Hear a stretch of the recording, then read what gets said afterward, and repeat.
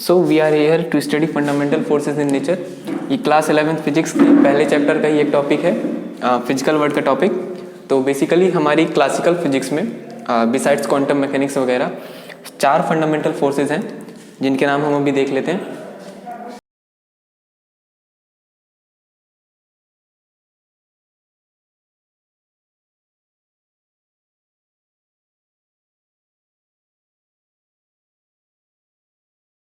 तो हमारे पास 4 fundamental forces हैं जो कि नेचर में एग्जिस्ट करती हैं।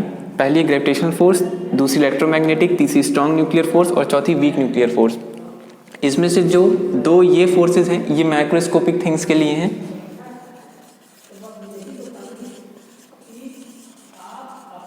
हमारे नेचर में जो माइक्रोस्कोपिक थिंग्स यानी जो बड़ी चीज़ें हैं उनके लिए हैं, बड़ी बॉडीज़ हैं, और ये माइक्रोस्कोपिक वर्ल्ड के लिए।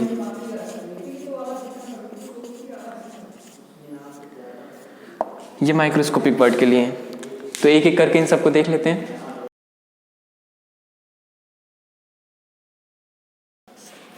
ग्रेविटेशनल फोर्स ये एक ऐसा फोर्स है जो कि 2 बॉडीज़ के बीच में एक्ट करता है थ्रू देयर सेंटर्स।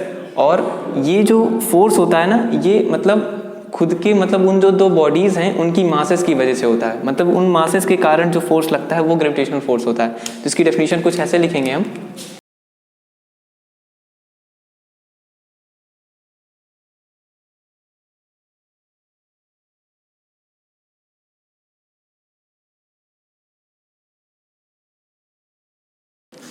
इसकी definition, it is a long range force that acts between 2 bodies by the virtue of their masses. इसकी डेफिनेशन मतलब जैसे देख लेते हैं, जैसे सपोज 2 बॉडीज हैं, एक बॉडी ए है, एक बॉडी बी है। इसका सेंटर कुछ ऐसे है, इसका सेंटर कुछ ऐसे है।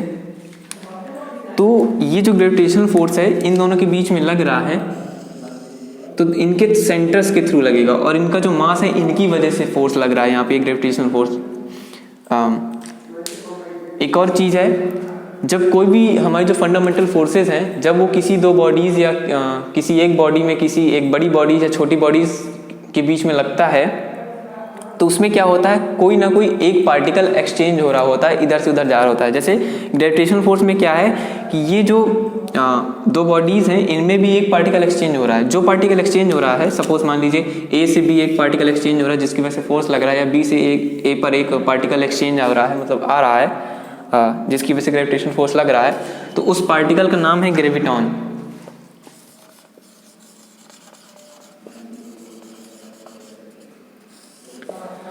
ग्रेविटॉन एक वो पार्टिकल है जो एक्सचेंज होता है जिसकी वजह से जो रिस्पॉन्सिबल है ग्रेविटेशनल फोर्स के लिए। ए और बी या कोई और बॉडी है जिनके बीच ग्रेविटेशनल फोर्स लग रहा है, तो उसमें ग्रेविटॉन पार्टिकल एक्सचेंज हो रहा होता है, ए से बी या बी से 1, 2, 4, 5, 1000 ऐसे। इसके एग्जाम्पल लेना चाहें तो हम एग्जाम्पल में ले सकते हैं कि motion of planets around sun, या फिर हम जो सरफेस पे जितने ह्यूमंस हैं सरफेस पे रह रहे हैं, ह्यूमंस हैं, एनिमल्स हैं, तो वो भी ग्रेविटी के कारण है। कोई भी चीज़ है नीचे ही गिर रही है, वो भी ग्रेविटेशनल फोर्स के कारण है। पृथ्वी से रहती है, पृथ्वी से जुड़ी हुई रहती है। तो ये था हमारा ग्रेविटेशनल फोर्स। इसकी प्रॉपर्टीज़ लिखनी चाहे मेन तो ये है, पहला तो लॉन्ग रेंज फोर्स है जो हमने डेफिनेशन में देख लिया। दूसरी ये कि जो इसमें जो पार्टिकल एक्सचेंज होता है 2 बॉडीज़ के बीच में वो ग्रेविटॉन है। और देखना चाहें एक और प्रॉपर्टी, जैसे कि एक ये सेंट्रल फोर्स है, सेंटर के थ्रू काम करता है और कंजर्व है। एक और चीज़, इसके बीच में अगर ग्रेविटी लग रही है तो इसकी कोई डायरेक्शन नहीं है, पाथ नहीं है। ये ऐसे भी लग सकती है, ऐसे भी लग सकती है, ऐसे भी लग सकती है। लेकिन जैसे हमने देखा था कि सेंटर ऑफ मास में क्या होता था, जैसे सपोज ये अर्थ है और ये कोई बॉडी है, तो ये जो अर्थ से टेंजेंट है इसके परपेंडिकुलर ही लगता था सेंटर ऑफ मास। तो इसमें ऐसा नहीं है, सेंटर ऑफ मास परपेंडिकुलर लगता था, इसकी डायरेक्शन फिक्स थी, लेकिन यहाँ पे डायरेक्शन फिक्स नहीं होती, इसलिए कंजर्व्ड क्वांटिटी कहते हैं इसको। इसलिए ये फोर्स नॉन कंजर्व्ड और नॉन सेंट्रल है, सेंट्रल है और कंजर्व्ड है, सेंट्रल और कंजर्व्ड है। ये 3 प्रॉपर्टीज मेन हो गई ग्रेविटेशनल फोर्स की।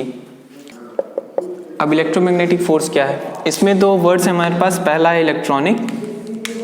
इलेक्ट्रो और दूसरा है इलेक्ट्रोमैग्नेटिक। हमारे पास 2 वर्ड है तो इससे ही हम थोड़ा बहुत अंदाज़ा लगा सकते हैं। इलेक्ट्रोमैग्नेटिक फोर्स एक फिजिकल इंटरेक्शन है किसी भी 2 चार्ज बॉडीज में, ध्यान रखिएगा यहाँ पे सिर्फ जनरल बॉडीज नहीं, चार्ज बॉडी होनी चाहिए।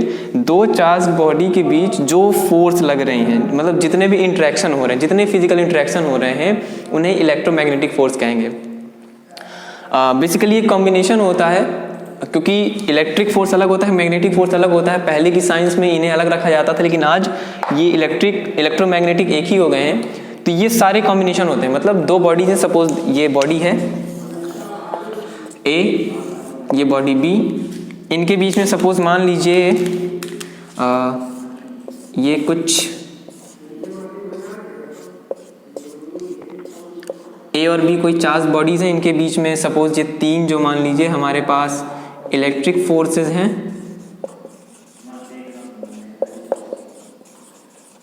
और ये जो दो फोर्सेस हैं मैग्नेटिक फोर्सेस लग रही हैं।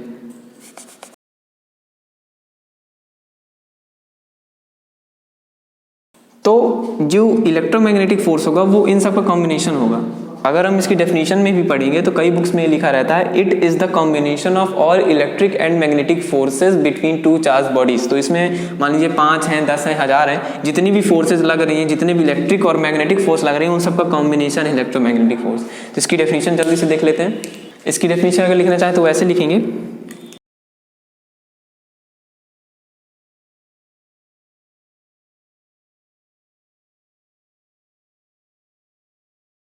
It is a physical interaction between two charge bodies. ये इसकी जनरल डेफिनेशन, और हम आगे ले सकते हैं it is a combination of all electric and magnetic forces between two charge bodies. इसकी प्रॉपर्टीज़ हैं कुछ मेन, जैसे कि प्रॉपर्टीज़ कह लीजिए, कैरेक्टरिस्टिक्स कह लीजिए। पहला ये कि ये ग्रेविटेशनल फोर्स से स्ट्रॉन्गर होता है, और दूसरी बात ये भी एक लॉन्ग रेंज फोर्स है, ये भी एक सेंट्रल और कंजर्व्ड फोर्स है। इसमें क्या होता है, मतलब ये भी सेंटर के थ्रू ही काम करता है, और ये भी इसमें ये भी कंजर्व्ड फोर्स है। बस एक चीज़ याद रखनी है, जैसे ग्रेविटेशनल फोर्स जो हमने उस टाइम पे प्रॉपर्टीज नहीं पढ़ी थी, ये ग्रेविटेशनल फोर्स की प्रॉपर्टी और है कि वो सबसे वीकेस्ट फोर्स है। मतलब ये फंडामेंटल फोर्सेज हैं हमारे नेचर में, उन सब में से सबसे ज़्यादा वीक फोर्स ग्रेविटेशनल फोर्स ही है। इलेक्ट्रोमैग्नेटिक फोर्स उससे ज़्यादा स्ट्रॉन्गर है। ये जो इलेक्ट्रोमैग्नेटिक फोर्स है कुछ 10 की पावर 36 टाइम स्ट्रॉन्गर है ग्रेविटेशनल फोर्स है। हम इसे ऐसे लिख सकते हैं, एफ ई से electrostatic force is equal to 10 की पावर 36 एफ जी। ये हो गया हमारा इलेक्ट्रोमैग्नेटिक फोर्स। अब हम तीसरे फोर्स की तरफ चलते हैं।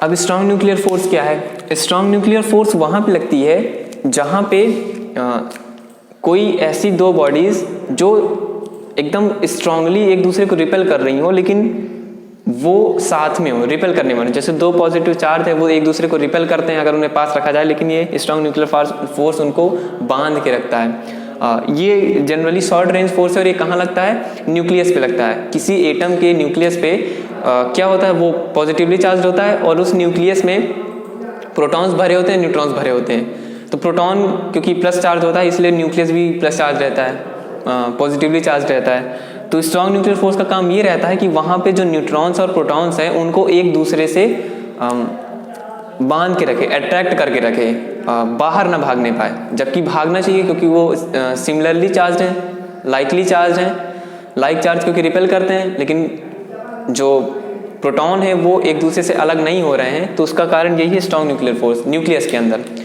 लेकिन ये बात ध्यान रखने वाली कि अगर न्यूक्लियस के साइज से, अगर उनका जो साइज है, एरिया है, वो कम हुआ तो फिर ये स्ट्रॉन्ग न्यूक्लियर फोर्स नहीं रह जाता है, और फिर वहाँ पे रिपल्सिव नेचर शो करने लगता है। तो इसकी डेफिनेशन अगर हम लिखना चाहें तो ऐसे लिखेंगे,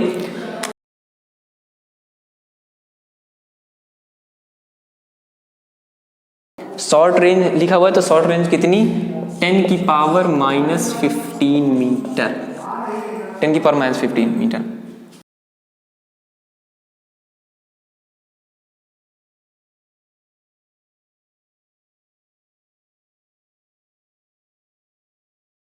it is a short range force, 10 की पावर -15 एक रेंज है न्यूक्लियस का एरिया होता है, that acts between protons and neutrons in a nucleus. तो ये इसकी डेफिनेशन थी। अब इसकी प्रॉपर्टीज़ देख लेते हैं। जैसे इसकी प्रॉपर्टीज़ में क्या है कि पहला तो ये शॉर्ट रेंज फोर्स है, हमने देख लिया। इसकी जो स्ट्रेंथ है वो कुछ 10 की पावर 38 है, मतलब ग्रेविटेशनल फोर्स से 10 की पावर 38 टाइम्स स्ट्रॉन्ग होता है स्ट्रॉन्ग न्यूक्लियर फोर्स। पहली प्रॉपर्टीज है, कैरेक्टरिस्टिक्स हो गई। दूसरी की ये शॉर्ट रेंज फोर्स है, तीसरा ये कि ये एक अट्रैक्टिव नेचर फोर्स है। लेकिन ये रिपल्सिव कब हो जाता है, जब 10⁻⁻15 मीटर से साइज कम हो गया तो फिर इसके पास वो पावर नहीं रह जाती वो कि जो है अब भी मतलब इतने इससे भी कम साइज में अट्रैक्ट कर सके। जैसे सपोज मान लीजिए ये 10⁻⁻15 मीटर साइज है, इतने में प्रोटॉन न्यूट्रॉन सब भरे हुए हैं। अब ये मान लीजिए 10⁻⁻15 मीटर है तो इसमें तो बांध के रखा हुआ है, लेकिन इसके बाद जब इससे कम साइज हो गया, मान लीजिए इतना हो गया, तो अब ये जो पॉजिटिवली चार्ज और पास आ गए, पॉजिटिव चार्ज न्यूट्रॉन प्रोटॉन सब और पास आ गए, तो अब स्ट्रॉन्ग न्यूक्लियर फोर्स के पास इतनी क्षमता नहीं रह जाती कि इन दोनों को बांध करके अट्रैक्ट करके रखे और ये दूर दूर भाग जाते हैं। और ये रिपल्सिव नेचर मतलब वहाँ पे स्ट्रॉन्ग न्यूक्लियर फोर्स नहीं रह जाता और फिर रिपल्सिव नेचर लगने लगता है। तो ये था स्ट्रॉन्ग न्यूक्लियर फोर्स। अब देख लेते हैं वीक न्यूक्लियर फोर्स। अब वीक न्यूक्लियर फोर्स क्या होता है? वीक न्यूक्लियर फोर्स हर उस न्यूक्लियर प्रोसेस में लगता है जिसमें एक न्यूट्रिनो या फिर एंटी न्यूट्रिनो प्रोसेस हो रही हो, निकल रहा हो। देख लेते हैं न्यूट्रिनो एंटी न्यूट्रिनो क्या होता है, देख लेते हैं। जैसे मान लीजिए हमारे पास एक न्यूक्लियर प्रोसेस है, ये न्यूक्लियर फोर्स है, वीक न्यूक्लियर फोर्स, तो न्यूक्लियर प्रोसेस में ही लगेगा। अब सपोज हमारे पास एक प्रोसेस ले लीजिए, न्यूक्लियर प्रोसेस है, सपोज मान लीजिए बीटा डीके। बीटा डीके ये एक प्रोसेस है, न्यूक्लियर प्रोसेस। इसमें क्या होता है, बीटा डीके क्या करता है, न्यूक्लियस से एक इलेक्ट्रॉन एमिट करता है और एक अनचार्ज्ड पार्टिकल एमिट करता है जिसे हम न्यूट्रिनो कहते हैं। ये न्यूट्रिनो। तो ये वीक न्यूक्लियर फोर्स हर एक उस न्यूक्लियर प्रोसेस में लगेगा जहां पे न्यूट्रिनो या फिर एंटी न्यूट्रिनो एक्टिविटीज इन्वॉल्व हो। इसमें न्यूट्रिनो एक्टिविटी इन्वॉल्व है क्योंकि बीटा डी के इस प्रोसेस में न्यूट्रिनो एक्टिविटी इन्वॉल्व है। क्या हो रहा है कि न्यूट्रिनो एमिट हो रहा है, तो यहाँ पे वीक न्यूक्लियर फोर्स लगेगा। बेसिकली ये हर एक न्यूक्लियर प्रोसेस में ही लगता है जहाँ पे न्यूट्रिनो या एंटी न्यूट्रिनो एक्टिविटीज हो रही हो, निकल रहा हो, जा रहा हो या कुछ भी हो। इसकी डेफिनेशन लिखना चाहे तो कुछ ऐसे लिखेंगे। बीटा डी के क्या था, बीटा डी के एक प्रोसेस थी जिसमें न्यूक्लियस से एक इलेक्ट्रॉन एमिट होता था और एक अनचार्ज पार्टिकल जिसका नाम न्यूट्रिनो है वो एमिट होता था।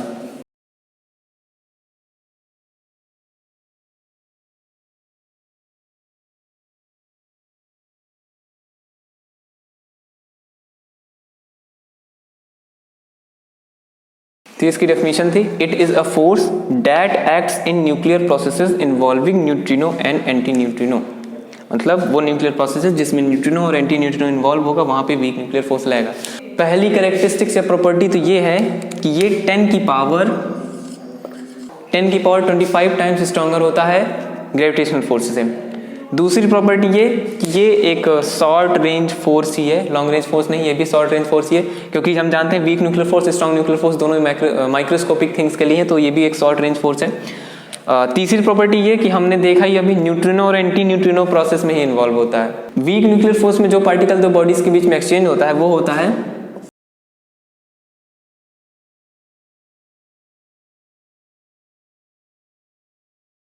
ये कुछ पार्टिकल्स हैं, इनसे इनको रिप्रेजेंट किया जाता है ये massive vector bosons. Strong nuclear force में जो पार्टिकल एक्सचेंज होते हैं वो होते हैं आईटी मेसॉन्स। और इलेक्ट्रोमैग्नेटिक फोर्स का भी हमने देखा था, तो इलेक्ट्रोमैग्नेटिक फोर्स में जो पार्टिकल दो बॉडीज के बीच में एक्सचेंज होते हैं उसे हम फोटॉन्स कहते हैं। गामा से डिनोट करते हैं उसे। और ग्रेविटेशनल फोर्स में हम जानते हैं कि ग्रेविटॉन पार्टिकल एक दूसरे बॉडी में एक्सचेंज होता है दो बॉडीज के बीच में। So that's all for this video. ये थी हमारी फंडामेंटल फोर्सेज इन नेचर चारों, gravitational force, weak nuclear force, strong nuclear force और इलेक्ट्रोमैग्नेटिक फोर्स। Thank you.